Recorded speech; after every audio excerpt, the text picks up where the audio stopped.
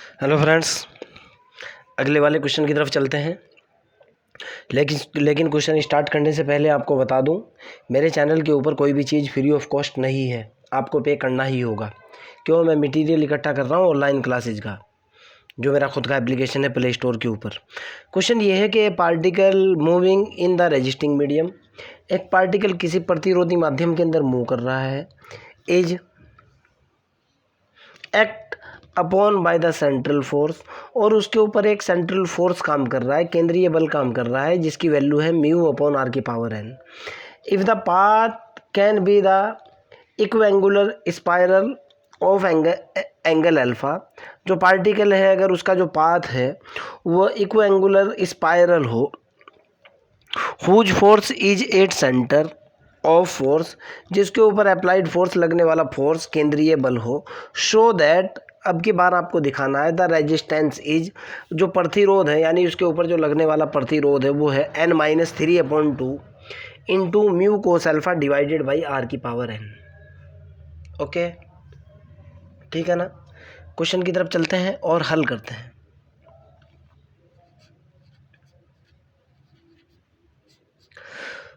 मैंने करा के suppose that R is the resistance of per unit mass, पहले रेजिस्टेंस मान लूँ। सपोज दैट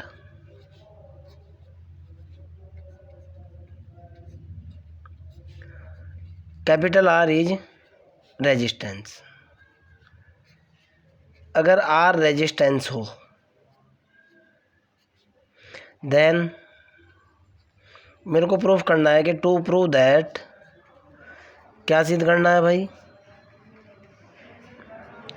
मेरे को सीधे ये करना है कि आर की जो वैल्यू है ना वो ये होनी चाहिए, आर बराबर होना चाहिए n-3/2 into mu cos alpha upon are की पावर n। ये मेरा टारगेट है, क्लियर है ना। नाउ मैं डायरेक्ट जो है उसी कंसेप्ट का यूज़ कर रहा हूँ जो मैंने पहले यूज़ किया था, इक्वेशन ऑफ मोशन। क्यों, आपको भी पता है यार, लास्ट लेक्चर है। Now equation of motion, okay. हमारे पास जो इक्वेशन ऑफ मोशन होगी बेटा, along tangent and normal, short में लिख लो आप, along tangent and normal,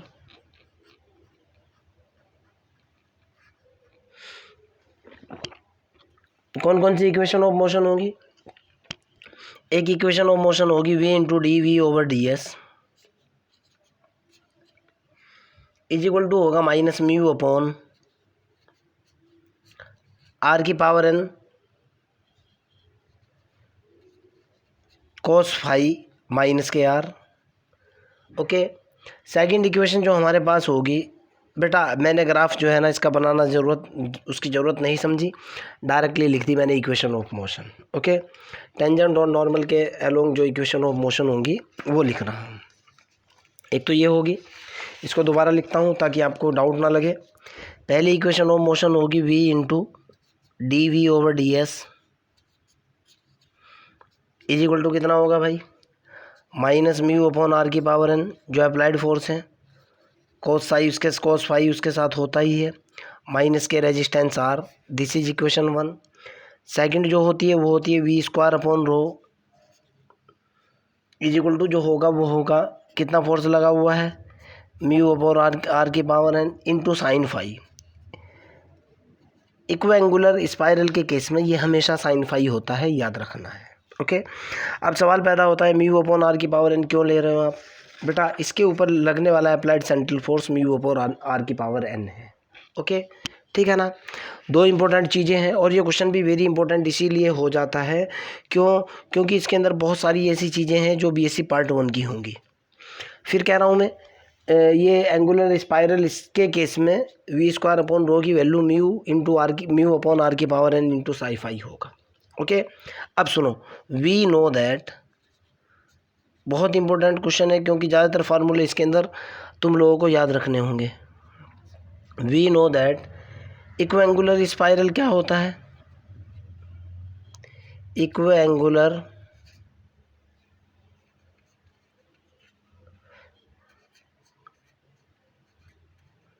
spiral, इसका जो इक्वेशन होता है वो होता है R is equal to A into E की power theta coat alpha.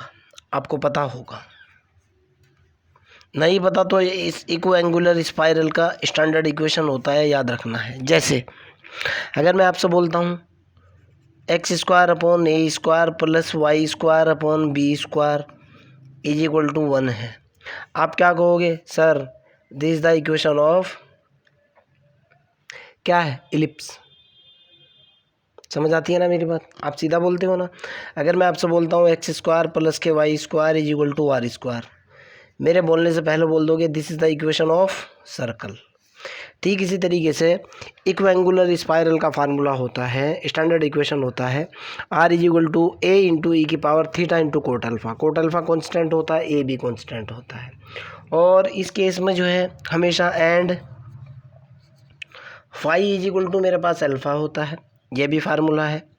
With कभी आप ये कहो, ये सारे अभी तक कोई भी ऐसी चीज़ नहीं है, ये फार्मूला होता है बेटा एंगुलर स्पाइरल के केस में। विद P बराबर आर साइन फाई होता है, ये भी फार्मूला है। Okay, but phi is equal to alpha होने की वजह से P is equal to R sine alpha होता है। आपने पढ़ा होगा, इसी वजह से मैंने ये फार्मूला लिखा है, BSc part 1 differential calculus. Okay, और रो रेडियस ऑफ कर्वेचर का फार्मूला होता है R into D R over D P. आपको ये भी पता होगा बेडल इक्वेशन की फॉर्म में रेडियस ऑफ कर्वेचर ये होता है। मैंने यहाँ से वैल्यू निकाली, नाउ पहले D P over D R की वैल्यू निकालो। P बराबर आर साइन फाई से वैल्यू निकाली मैंने, आर साइन अल्फ़ा से वैल्यू निकाली, आर इंटू साइन अल्फ़ा से मैंने निकाला D P over D R, यानी डिफ्रेंशिएट किया विद रिस्पेक्ट टू आर, ये हुआ D over D R, R sine alpha. तो कितना निकल गया भाई यहाँ से? ये निकल कर के आया D P over D R की वैल्यू हुई, आर का डिफ्रेंशिएशन 1 और sine alpha as it is, ये हुआ मेरे पास कितना भाई? Sine alpha. D P over D R, यहाँ हमें चाहिए D R over D P, इसका उल्टा करो, D R over D P की वैल्यू हो जाएगी कितनी? आपको भी पता है कोसेक अल्फ़ा हो जाएगी। ओके, तो जब मैं रो निकालूंगा, रो इज इक्वल टू हो जाएगा R into D R over D P की वैल्यू कितनी हुई? Cosec alpha. ओके, आप चाहो समझ सकते हो, स्टैंडर्ड फार्मूले में भी रख सकते हो, या फिर निकाल के मैंने आपको बता ही दिया है। नाउ अब मैं वैल्यू पुट करूँगा और रिजल्ट निकालने की कोशिश करूँगा, ज़रा समझने की आप कोशिश करना क्या है कैसे है। नाउ जिस इक्वेशन का मैं यूज़ करने वाला हूँ, पहले मैं लिख भी रहा हूँ, मैं कह रहा हूँ कि putting the value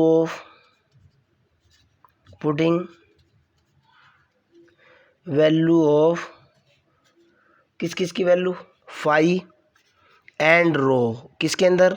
second equation के अंदर। साफ साफ मैंने लिख भी दिया है। पहला आप सेकंड इक्वेशन देखो, उसके बाद वैल्यू डालूंगा और उसको निकालने की कोशिश करूँगा। मेरे पास इक्वेशन नंबर 2 क्या है भाई? ये है V square upon rho is equal to है म्यू अपॉन आर की पावर एन इंटू कितना है? Sine phi. ओके, अब चलो भाई वैल्यू डालता हूँ, रिजल्ट निकालता हूँ। मैंने क्या कहा है? Putting the value of phi and rho. Phi बराबर क्या है? अल्फ़ा है। ओके, फाई बराबर क्या होता है एंगुलर स्पाइरल के केस में? अल्फ़ा होता है, ये देखो आप। और रो बराबर कितना है मेरे पास? रो बराबर है R cosec alpha, R cosec alpha. मैंने वैल्यू डाली और रिजल्ट निकाल लिया, देखो आप। तो यहाँ से मेरे पास जो रिज़ल्ट होगा, अब इसकी ज़रूरत नहीं है, जब ज़रूरत पड़ेगी तो मैं इसका भी यूज़ कर लूँगा। ओके, तो इस इक्वेशन के अंदर ये जो मेरी सेकंड इक्वेशन थी, इसके अंदर वैल्यू डाली। अब देखता हूँ कैलकुलेशन के बाद क्या आता है। ये तो हुआ वी स्क्वायर अपॉन रो की वैल्यू कितनी है? R into cosec alpha is equal to कितना है? म्यू अपॉन आर की पावर एन साइन कितना हो जाएगा? फाई की जगह अल्फ़ा। क्रॉस गुना कर लो, यहाँ से वैल्यू निकल कर के आई, वी स्क्वायर की वैल्यू कितनी निकली? म्यू अपॉन आर की power N, R cosec alpha into sine alpha. मेरे को लग रहा है कि दोनों के दोनों कट जाएंगे। ये वी स्क्वायर की वैल्यू निकल करके आएगी कितनी, म्यू अपॉन आर की power N into R. V square की वैल्यू निकल करके आएगी म्यू अपॉन आर की पावर एन माइनस के 1। क्लियर है ना, कोई दिक्कत तो नहीं है। नाउ अगर मैं इसको डिफरेंशिएट करूं, इसी को मैं डिफरेंशिएट करूंगा। Now V square is equal to mu upon are की पावर एन माइनस के 1। जब मैं इसको डिफरेंशिएट करूंगा तो मैं कह रहा हूँ differentiate with respect to S, short में लिख भी रहा हूँ differentiate with respect to S. और मैं रीज़न दूंगा differentiate with respect to S का क्या है, रीज़न क्यों कर रहा हूँ मैं। ये देखो बेटा, इस वजह से मैं differentiate with respect to S कर रहा हूँ। क्यों, मेरे को D we over D S चाहिए। ये देखो जो यहाँ लिखा हुआ है। तो जैसे ही मैं differentiate with respect to S करूँगा,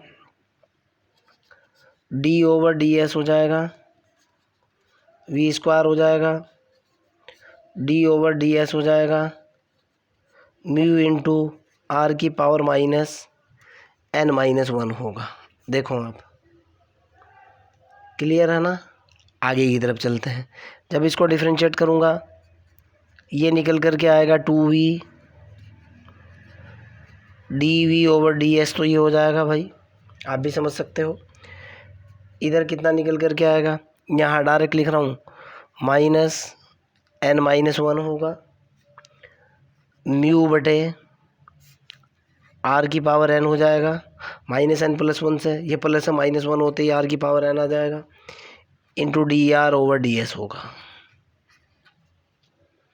क्लियर है ना, कोई दिक्कत तो नहीं है। आगे की तरफ चल लेते हैं। यहाँ से मैंने थोड़ा सा रिजल्ट और कैलकुलेट किया। v into D we over D S की वैल्यू कितनी निकल करके आई भाई, minus N minus 1 into mu, clear, बटे 2 इंटू आर की पावर एन, ये इधर आ चुका, इंटू कोस अल्फ़ा। अब ये देखो बेटा कोस अल्फ़ा क्या होता है, ध्यान से सुनो। बीएससी पार्ट 1 डिफरेंशियल कैलकुलस का ही फार्मूला होता है, D R over D S की वैल्यू हमेशा कोस फाई होती है, और phi is equal to alpha के ऊपर ये कोस अल्फ़ा होती है। फिर पूरा रेफरेंस के साथ बता रहा हूँ, differential calculus pedal equation theory, topic का नाम भी बता रहा हूँ आपको। ओके, कभी आप ये कहोगे सर ये ऐसे फर्जी बोल रहे हैं। BSc part 1 differential calculus pedal equation theory, कहीं नाम एडवांस कैलकुलस के नाम से है, कहीं एडवांस डिफरेंशियल कैलकुलस के, ऑल इंडिया के अंदर अलग अलग नाम से बुक रहती है, जनरल नाम डिफरेंशियल कैलकुलस ही है। उसकी जो पैडल इक्वेशन थ्योरी है ना, वहाँ से है ये फार्मूला। आगे चलें, चलो। अब ये रिजल्ट आ चुका। अब देखो बेटा, अगले वाला स्टेप देख रहा हूँ मैं। Now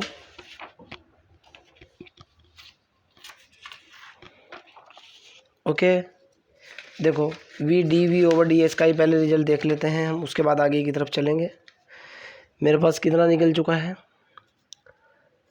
we D we over D S का रिज़ल्ट है मेरे पास minus N minus 1 into mu into cos alpha बटे 2 आर की power N.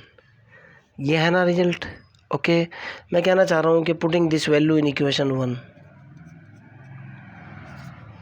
Putting this value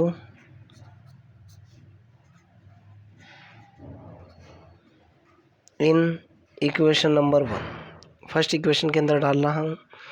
first equation है v into D we over D S is equal to कितनी है भाई, म्यू अपॉन आर की पावर एन है, cos alpha minus के r है।